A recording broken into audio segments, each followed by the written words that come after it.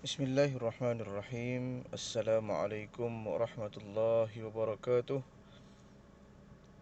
InsyaAllah pada hari ini kita akan meneruskan pembelajaran kita di bawah bahagian ataupun bidang yang baru, bahagian fiqah, di bawah tajuk yang baru, tajuk yang ke-11 yang bertajuk Solat Sunat Istikharah dan Solat Sunat Tasbih. InsyaAllah pada hari ini, pada kali ini kita akan memulakan perbincangan kita dengan unit 1, solat sunat istikharah. Apakah yang dimaksudkan dengan solat sunat istikharah? Baik, solat sunat istikharah bermaksud solat sunat yang dilakukan untuk memohon petunjuk Allah Subhanahu Wa Taala dalam menentukan pilihan bagi sesuatu perkara. Ya, biasanya kita dengar orang nak kahwin lah kan.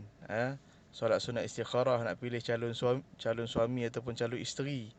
Kalau lebih kan, sebenarnya bila kita dah ada calon, ada pasangan pun boleh kita buat solat sunat istikharah. Kita berdoa pada Allah Subhanahu Wa Taala, memohon petunjuk daripada Allah Subhanahu Wa Taala, adakah pasangan kita yang kita pilih tu, calon kita tu, adakah sesuai dengan kita, calon yang terbaik untuk kita. Kalau sesuai, tunjukkanlah ya Allah. Kalau tak sesuai pun tunjukkanlah ya Allah di mana tak sesuainya, supaya mungkin boleh pilih calon lain. Contoh juga boleh digunakan untuk tujuan-tujuan lain. Minta soalan sport ke contohnya dan sebagainya kan, macam-macam. Okey. Baik. Apakah hukum solat sunat istikharah? Solat sunat istikharah hukumnya adalah sunat. Bila kita ada sesuatu kemuskilan, sesuatu yang kita nak minta petunjuk daripada Allah Subhanahu Wa Taala, maka kita solat sunat istikharah. Kalau Al-Imam Al-Bukhari dalam menulis kitabnya Sahih Bukhari, beliau setiap kali nak masukkan satu hadis, beliau solat sunat istikharah.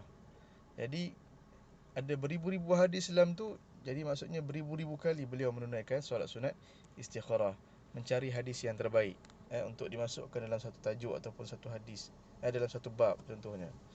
Baik. Apakah dalil naqli solat sunat istikharah? Baik. Jabir bin Abdullah Al-Ansari meriwayatkan bahawa Rasulullah sallallahu alaihi wasallam pernah mengajarkan kami tentang istikharah. Baginda sallallahu alaihi wasallam bersabda, "Idza hamma ahadakum bil amri falyarka' rak'ataini min ghairil fariidah." Maksudnya, jika salah seorang daripada kalian gusar tentang sesuatu perkara, kita bimbang, kita konsing dan sebagainya, buatlah solat sunat istikharah. Maka Nabi kata, dirikanlah solat sunat 2 rakaat selain daripada yang difardukan, solat sunat lah.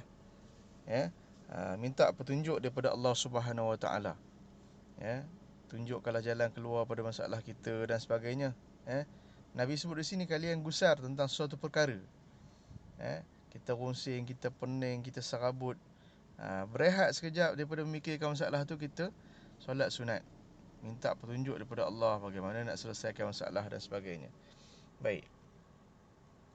Ini dalil naqli solat sunat istikharah. Baik, bagaimanakah kaifiat menunaikan solat sunat istikharah? Kaifiatnya ialah, yang pertama niat, mesti niat. Solat mesti ada niat. Baik, apa niatnya?